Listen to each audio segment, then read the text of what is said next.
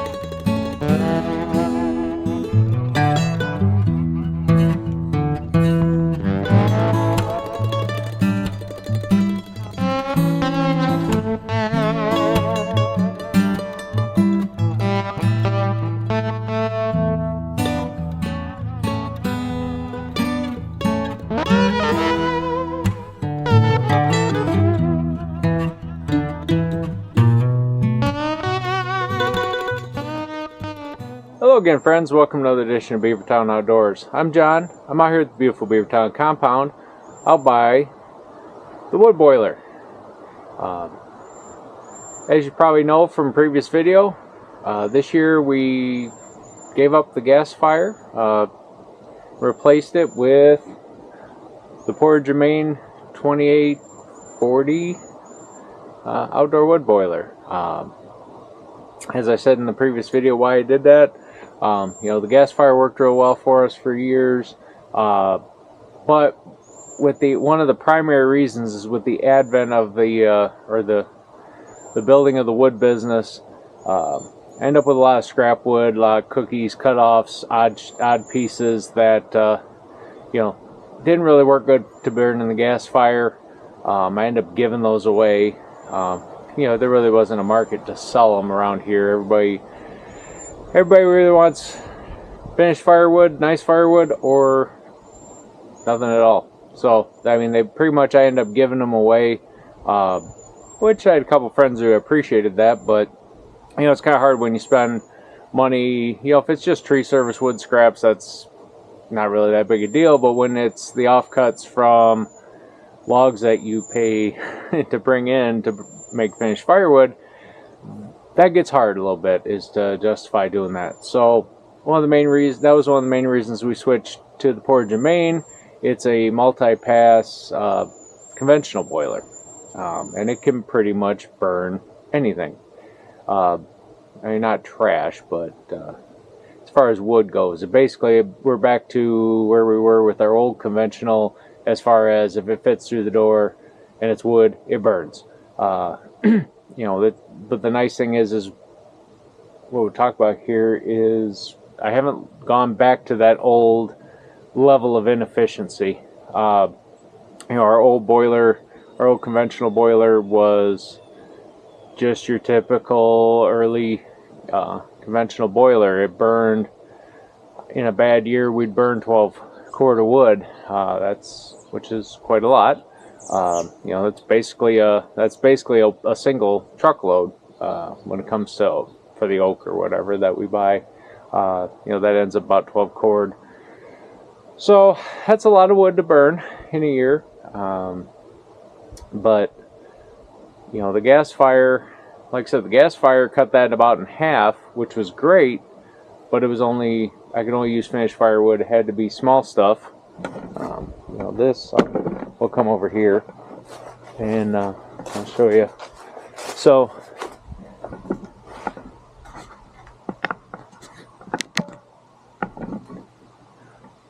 this is our wood shelter, and this pile here, this was the last of what was left over from last year. This shelter, for those of you that don't know, this shelter holds roughly 8 full cord, but what we were burning for all these years was basically your normal stove size firewood, and burned real well. But what it didn't like was this wasn't too bad, this size here. But when you get into big stuff like this, you know, where you're 5, 6, 8-inch pieces, it didn't like those so much. You know, so that and it had to be dry. It had to be under 20%. They said it didn't, but anytime I burned something that wasn't, I was getting a lot of creosote buildup, especially in really cold weather. You know, it would build up so much tar, it would actually plug the primaries. Just, it wasn't working out for what our needs were anymore. You know, we got good about keeping the shelter full of this, but, you know, for those of you that I'm sure that know, stacking 8 full cord or more a year of that stuff, that's a lot of work. And especially with trying to work a full-time job and do a wood business, it's just time I didn't have. And like I said, again, back to having the scraps, I'd rather not give that away. And with the Portage Main, I've been able to burn this stuff. Here's a little bit of it. And I've got to get an axe right and split. I could burn these whole. Those 2 rounds, those 2 cookies, they're very big cookies. I'd rather not burn them whole. So I'm gonna split those and to put those in. But yeah. But as far as after a month, how has this been working out? Well, it's been working out great. Kind of show you what my what I basically do 2 times a day, compared to what the actually this will be what I do every few days. I'll show you. Okay, so twice a day, come out and fill it. Now, for the most part, you don't have to do much to it before you fill it. You know, some old habits die hard. With the with the gas fire, you had to go in and you had the little coal rake that you had to go and you had to. You guys almost fell over there. You had the coal rake that you had to go rake the coal bed, make sure it was nice and evenly distributed and whatnot, so it would burn nice. With this, you don't have to do it. It does come with the Portage Main does come with this tool. This is basically a cleaning tool. But what I found is, especially burning pieces like that, I'm getting to where it's kind of nice to even them out. You know, so I just use this to kind of even out what's in there. But basically, we just come out here. I'll put you, let's put you right there. So, down at the bottom, there's this handle. And what it does is this has a shaker grate in the bottom. Some of you are probably familiar with the shaker grate models. And they tell you like the first couple of weeks, don't do it too much because until you build up the coal bed in the bottom. You know, you do still want to build up a coal bed in this, just like a gas fire or just like any other conventional. That's what relights when it gives it air. But now that I've got a pretty good coal bed built up, and I'll show you that here. So, first thing you do, in case this is burned, just got done with a burn cycle, you don't want to backdraft. You don't want to take that to the face or else otherwise. That can be quite the thrilling experience. So it's got this safety latch, and you come over, you pull the handle once this way, and then, so I can show you, and then what you do, see it's got this safety catch, and then you just kind of tilt it so it comes out and around that,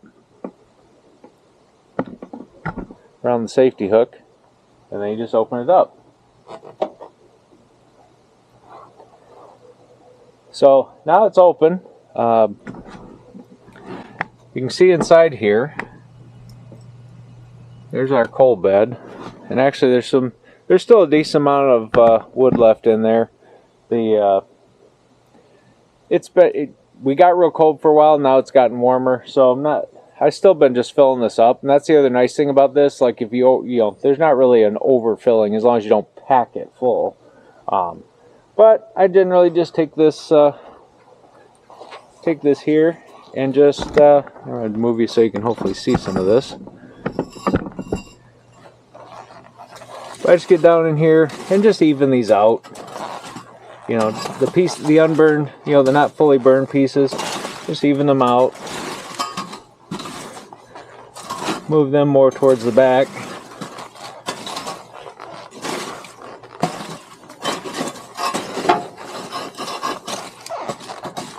And I do give it a little bit of a stir again. Doesn't say you really have to, but old habits die hard. You know, spent years with the gasifier. But we got these nice and stirred up.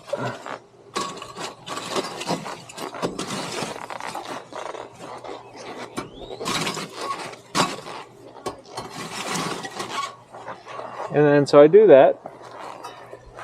And then I just take the handle at the bottom.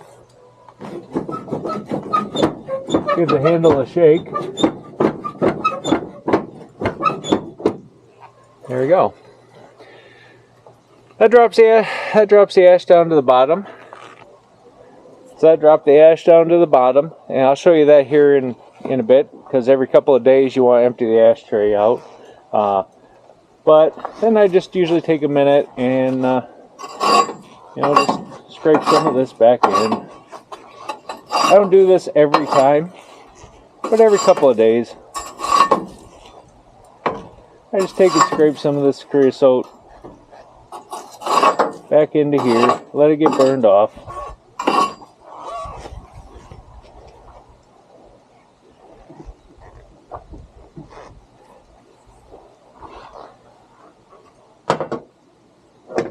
Set that aside. So then, just going to take our wood pieces, and again, you can use large splits. You can use large splits, or you can use scraps like I'm doing. But basically, just take and toss it in.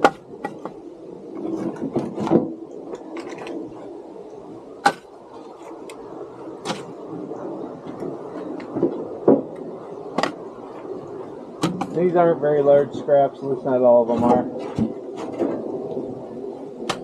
But again, this is the nice thing with this is it's not so creepy as its predecessor was.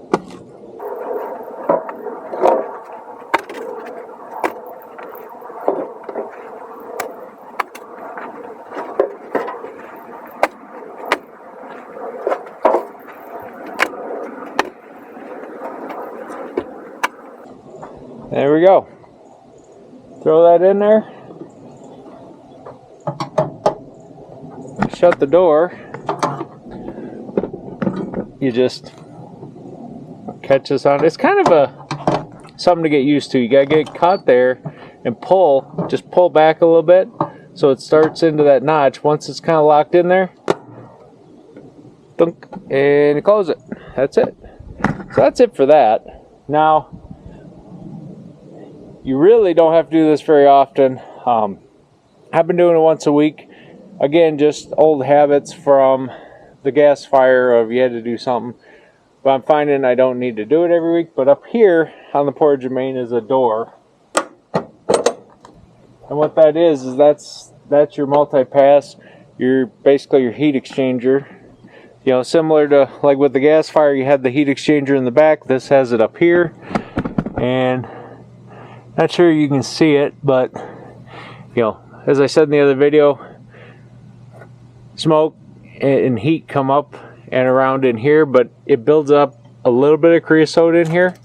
Not bad though. Even with burning wet scrap wood, wet or scrap, not the best wood, it still hasn't built up that much. So, but what they tell you to do, take the handy dandy scraping tool, and we just go once up on this side, all the way to the back, and then pull it forward. And see, you get a little, I don't know if you can see it, you get a little, this is a nice little scrape here, but you get this little pile. And I guess if there was more built up in there, it would be a bigger pile. But you get a pile of that, and all you gotta do is they getting turned. This has a curve on the end, kind of like a little bulldozer, and I just push it over to this side, and then I'm going to do my scrape pass on here.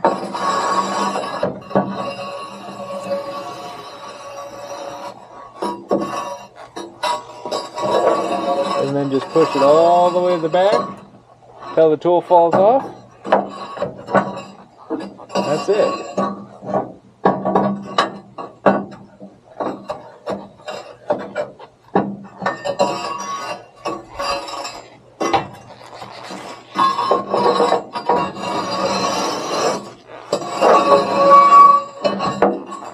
That's it.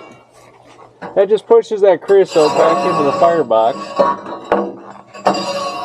to let it burn off as much of it as it can, and then it's what doesn't burn goes down into the ash pan. So after that, we just close the door. It's nice and tight, which is good. You don't want it to, this is part of the chimney system, so you don't want it to be loose. But yeah, that's really all there is to that. The last thing is down at the bottom.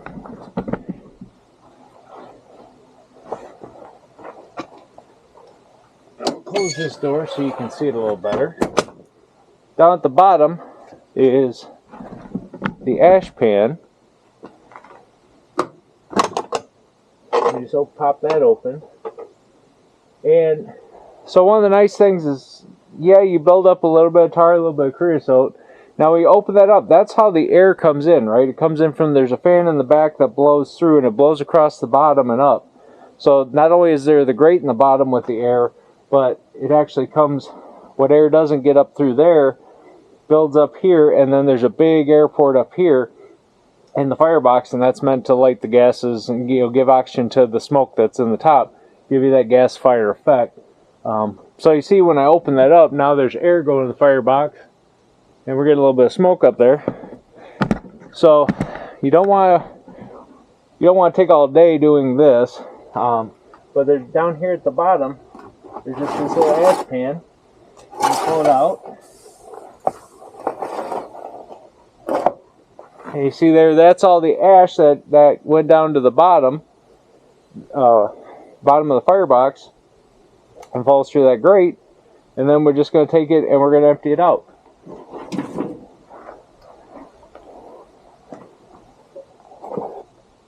I'm going to go ahead and pull it out just so we're not over firing. See, it pulls right out of there. And then what you can do as well, like I done once, this is at the end, it's made so that you can go back in and scoop some more. I've actually done is take, feeling ambitious, is take the tool, go in there, you just have this down at the bottom, and then just pull the ash out to put more in the pan. But yeah, that's that. And then hopefully the camera don't tip over here. But over here I just got a metal trash can. So you don't want to put hot ashes or coals into a plastic tin. So just an old school metal trash can, and I'm going to bring that over and dump it.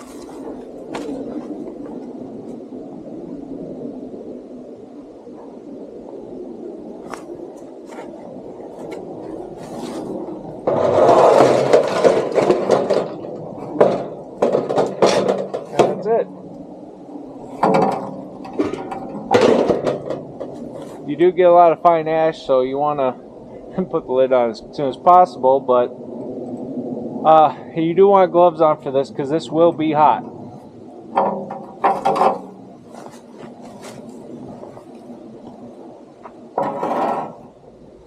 Alright, then we got it.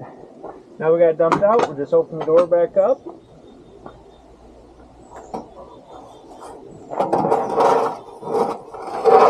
And just slide this back in, all the way to the back. And close the door. And that's it.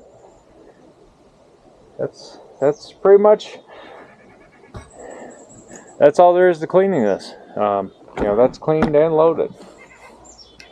So yeah, there's really not much to this. And most days in the morning, especially before I go to work, you know, I'm not doing all this, right? This is, you know, as far as the cleaning the heat exchanger out, dumping the, dumping the ash pan, I do that. I've been doing that probably every 3 to 4 days, so twice a week. I think I did it 3 times a week. We got where it was got pretty cold, so that might be the norm. You know, it just depends, but I keep check on it. You know, you don't want it to get super full. But as far as cleaning the heat exchanger, that's kind of a Sunday morning routine at this point. And honestly, I probably don't even need to do that. That probably is probably going to end up being closer to once a month. But you know, I try to keep up on things. So, but yeah, most mornings just come out, just even out the wood that's left in there, throw some more wood in, shut the door, go on about my business. So definitely simpler. It's definitely nice that I can just burn all the scrap that we get from the processing, you know. And I still haven't even completed 2025's firewood migration. I've got 2 bunks full. That's the leftover from last year, so that needs to be topped off. Still working on this bunk. I got to put about 2.5 more face, 2.5 more face cord, not quite a full cord left to put in there, and then probably another face cord or so to top that off. So hopefully have that done here today. Actually, that's kind of that's on my to-do list today.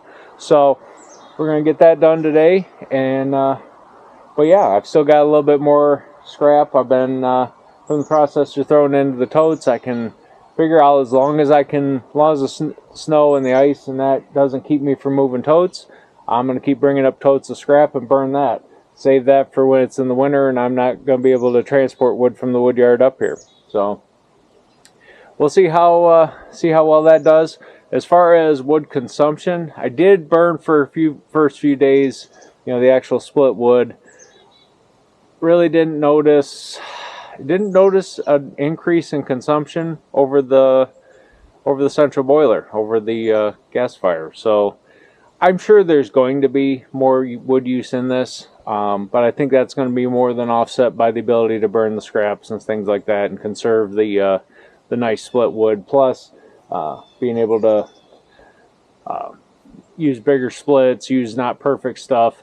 You know, it's going to offset those changes. So that's what we're hoping. We'll see how it goes. I'll still keep everybody posted. Looks like she actually just fired up.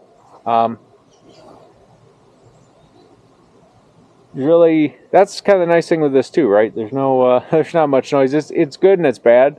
Like with the central boiler, I could come out and I could hear the blower running. It was intense blower. This is more of a gentle blower. I gotta look out with a light at night to see that see if there's a little smoke coming out here.